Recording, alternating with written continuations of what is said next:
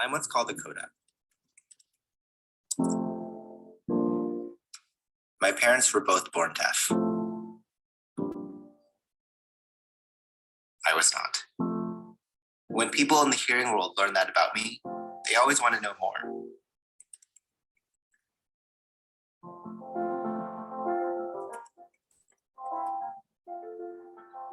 Start out your forehead and then go out with your hand. I've always had one foot in the deaf world and one in the hearing world. I translated a lot for my parents. It made us closer. Now that it's been over a year since we've seen each other in person, communication is more important than ever, especially with this kind. Who is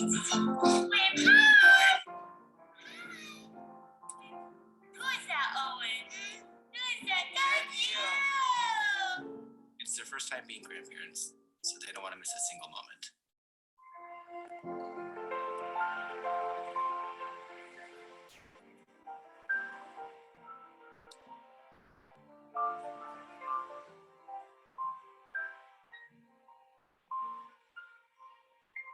And I don't either. We can't wait for you to meet him.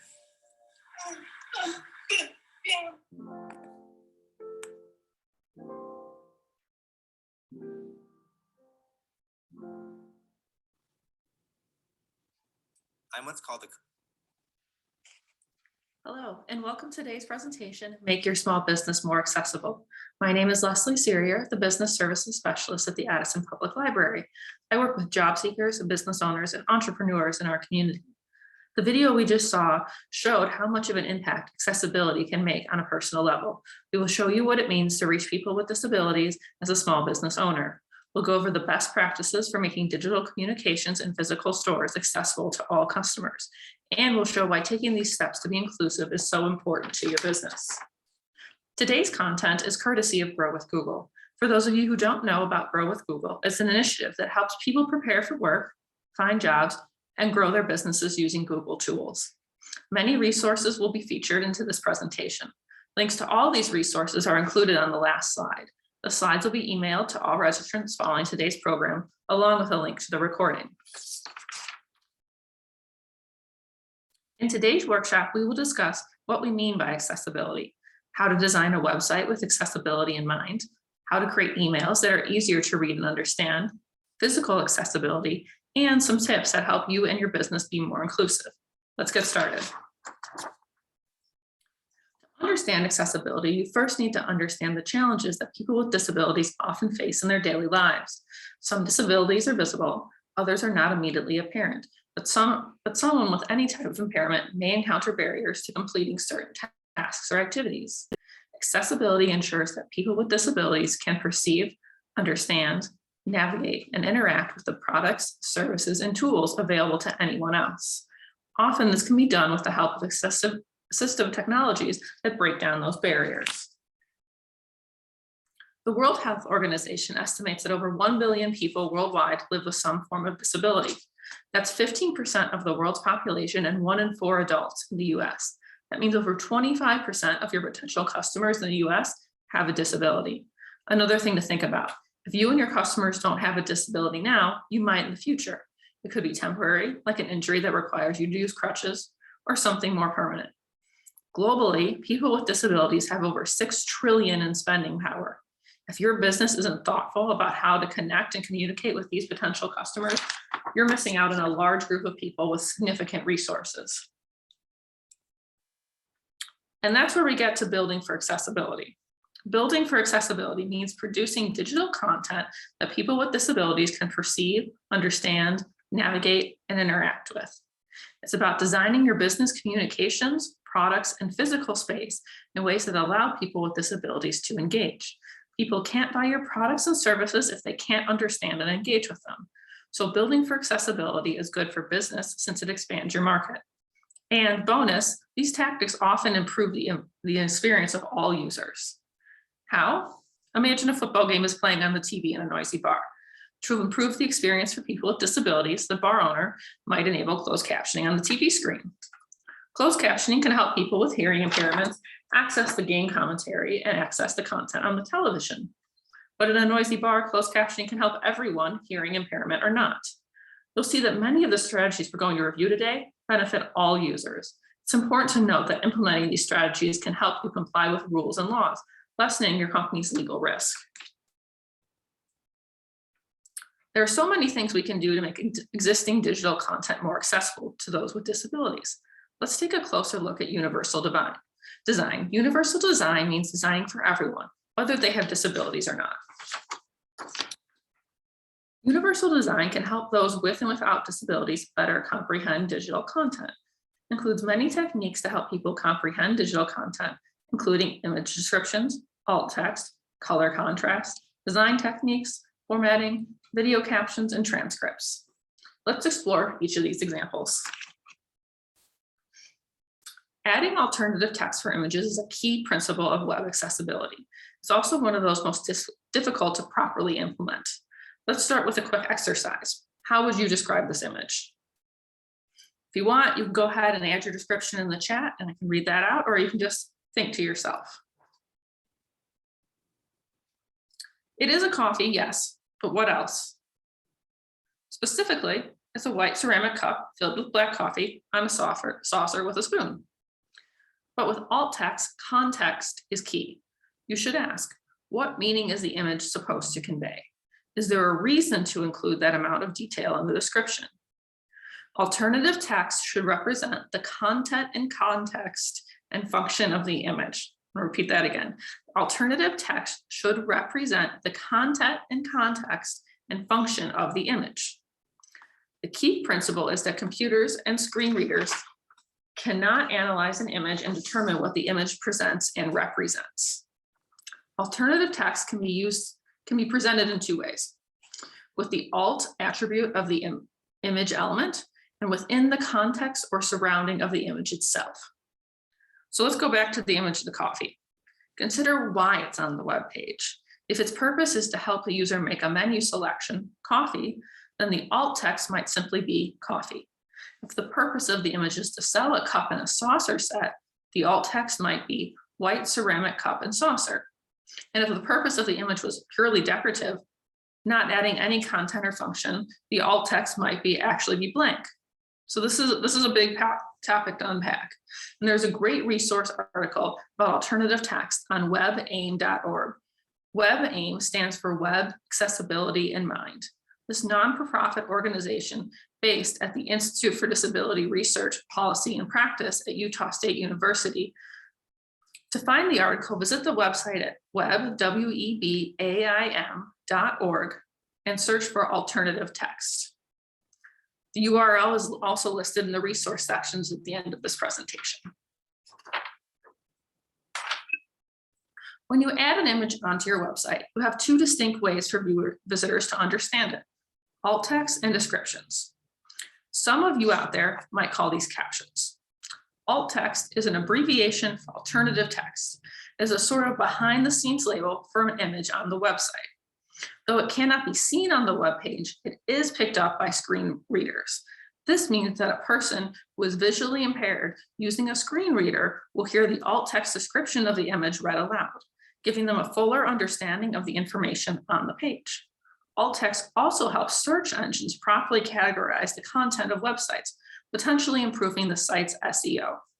SEO is also known as search engine optimization.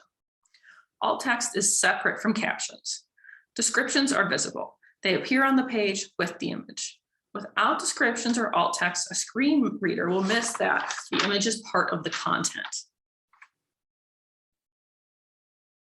So let's talk about using images in your communications. As mentioned, an unlabeled image will not be seen by a screen reader, and the same is true for charts and graphs. Alt text should be added to charts and graphs, offering a short description of the graph or chart for the screen readers. In this case, there should also be a second description, a long description. This can either be a caption or a link to a page with detailed description. This is especially important for charts and complex information. The caption on the slide says, "With the addition of 5 new training spaces over the course of the year, we are now able to accommodate more people." It's helpful, but it could go even further. Here's a more detailed, informative caption.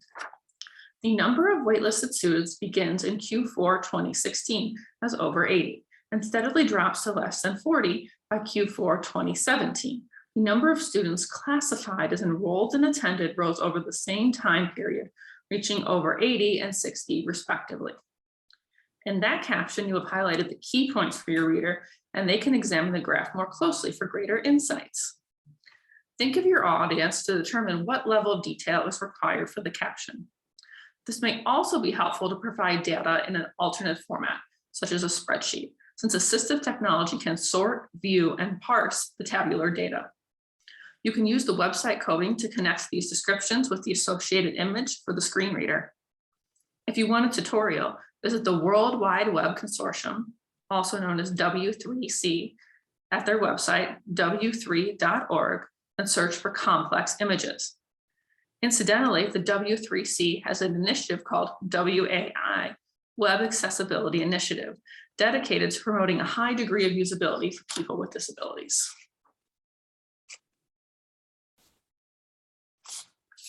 Color is also an important tool for making your content accessible. Those with visual disabilities can see darker colors more clearly than lighter colors in general. But that's not just the colors. In making color choices for your content, it's also important to take in consideration the contrast between background and text. The colors should be dissimilar enough so the text is readable. Here we can see how contrast can affect readability. In the example on the left, the colors have low contrast, making the letters softer, muddier. Compare that to the high contrast combination on the right, which lets the letters stand out sharply, increasing readability. There are design standards for color contrast for regular sized and large fonts. And you can learn more on the W3C's site under the Web Content Accessibility Guidelines. While color is a powerful tool, relying only on color to indicate distinctions maybe leave behind the 300 million people who have color blindness. An example, consider a traffic map showing clogged routes in red and the roads with good traffic flow in green. If someone can't distinguish between red and green, how will they know which route has less traffic? There are some design techniques that can help you make it easier for people. First, think of color in terms of high contrast, hue, light versus dark, saturation, intensity of the color, and brightness. Use thick lines. Use various patterns of dashed lines. Don't assume color conveys a specific meaning. Use textures to distinguish objects. Add patterns or labels to ensure contrast in charts. And finally, don't forget to label elements like titles, legends, and X and Y axis. If you have ever skimmed, there we go. Here are some examples of these design techniques. We can get a sense of how high contrast, hue, saturation, and brightness works by translating this color chart into a grayscale format. See how the stronger hues on the color chart correlate to the stronger grays? Remember that using contrasting colors can make letters and numbers pop. In the graph on the right, you see how the different design elements we talked about improve readability. Thicker lines, dashed lines in various patterns, labeled elements like titles, legends, and X and Y axes. If you have ever scanned the headlines and subtitles for an article or an instruction book to quickly find what you're looking for, then you know how useful those bits of text can be. Assistive technology allows readers to scan a document in this way also, by creating a list of all the headers. This is a list generally based on the way your document is formatted. In this example, using Google Docs, the built-in text formatting tools organize the headings within a document for all readers, from largest text at H1 to smallest text H6. Google Docs creates a document outline based on your header choices, while assistive technology gathers these elements into heading lists. This is similar in Microsoft Word. In this example, the screen reader has organized the headings into a list that allows the user to hear the headings in order. WebAIM surveyed screen readers in 2019. Nearly 70% of the people polled said that they navigate content via headings like these. So correctly implementing headers will make a significant difference for users with disabilities. Now let's take a look at formatting links. Well-written text links set the user's expectation about where the link will take them if they click on it. Take the example. Visit the Grow with Google homepage for free training, tools, and resources to help you grow your skills, career, or business. When I see the link on the text Grow with Google homepage, I assume that if I click this link, I will be taken to a homepage that discusses the Grow with Google program. Linking only the words of this link does not give me a clear idea of where I will land. Just as the screen reader users can navigate a page by headings, they can also jump to all links within a page via a link listing. Links that are not descriptive and can cause confusion and make your site, document, or presentation difficult to navigate for screen reader users.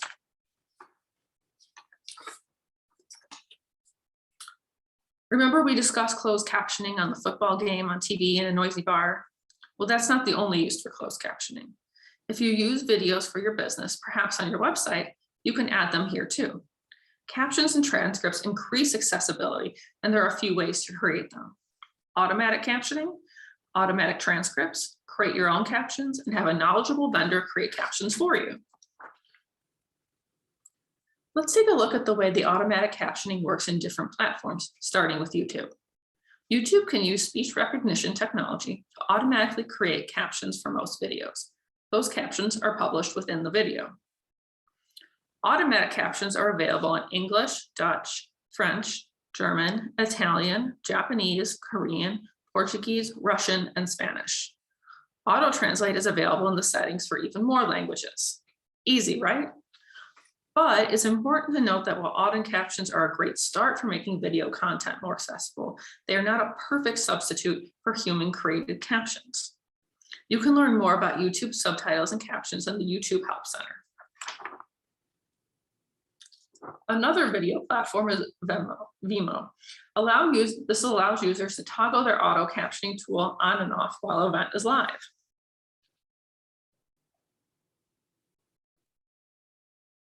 And if you ever watched a TED Talk online, you might have noticed the speech bubble icon on the video player.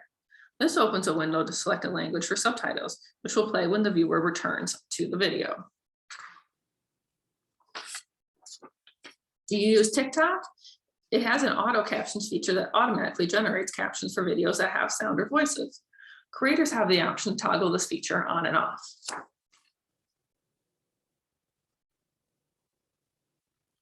Some platforms offer video transcripts too. In YouTube, you can view an automatic transcript with or without timestamps. Transcripts can also be uploaded to create video captions. A quick YouTube tip, you can ensure that all of your video caption text is accurate by starting with the automatic transcript, editing it if necessary, and then uploading it. You can learn more about the YouTube helps. You can learn more in the YouTube Help Center by searching for the section titled Add Subtitles and Captions.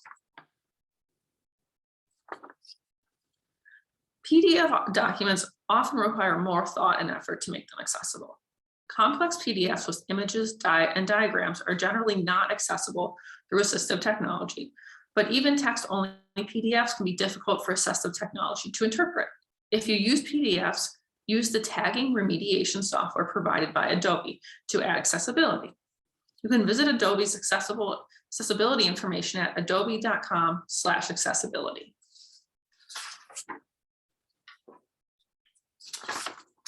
Okay, so let's talk about how you can make your email communications more accessible. There are a number of clear best practices to use in any email campaign to ensure it's accessible to all.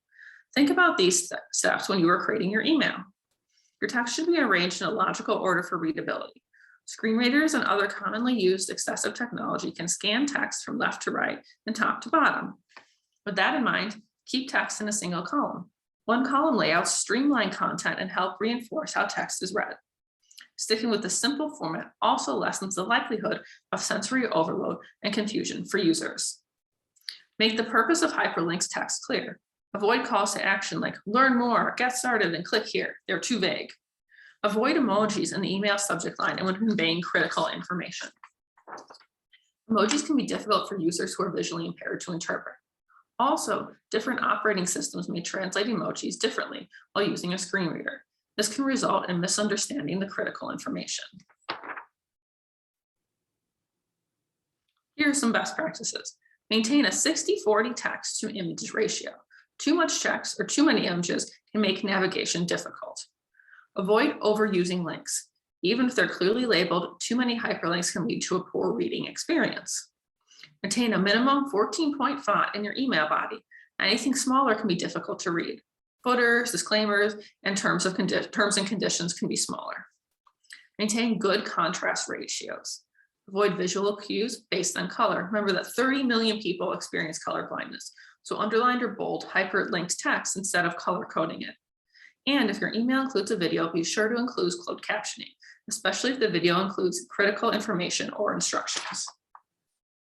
If you want more information on any of these suggestions, check out the W3C's Web Content Accessibility Guidelines. Okay, so far we focused on accessibility considerations for online. Let's switch gears for a moment and talk about accessibility in your physical business space. Take a moment to think about your business's physical space and access it with potential customers in mind. Noise. What's the noise level? Can you make adjustments for the hearing impaired?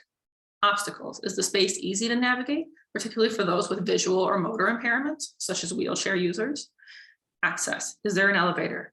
Is there a wheelchair accessible entrance and parking lot? Regulations. Do your counters and doorways comply with the American with Disabilities Act regulations? Then take one more step. In online listings on your website, include applicable information to help people know what to expect. Do you welcome service animals? Are you ADA compliant? Does the building have a wheelchair accessible entrance? Let potential customers know how your business meets their needs. In the end, accessibility is really about respecting the needs of others and understanding the challenges they may face. So I want to close the session by offering a few thoughts on what it means to be inclusive when you interact with someone who may have a disability. Don't make assumptions. Many disabilities are invisible or hidden, including some physical disabilities or mental health conditions. Speak normally. Avoid over-enunciating or slowing your speech or speaking loudly unless asked to do so. It's okay to use pleasantries like "see you later," even if you meet a person who has a visual impairment. Another good rule of thumb: if you aren't sure, ask. Ask before offering assistance. A person may refuse the offer, but it's okay to ask. Respect an individual's requests and personal space. For example, someone may ask you to write directions because they prefer them to verbal instructions. Try to accommodate requests when you can.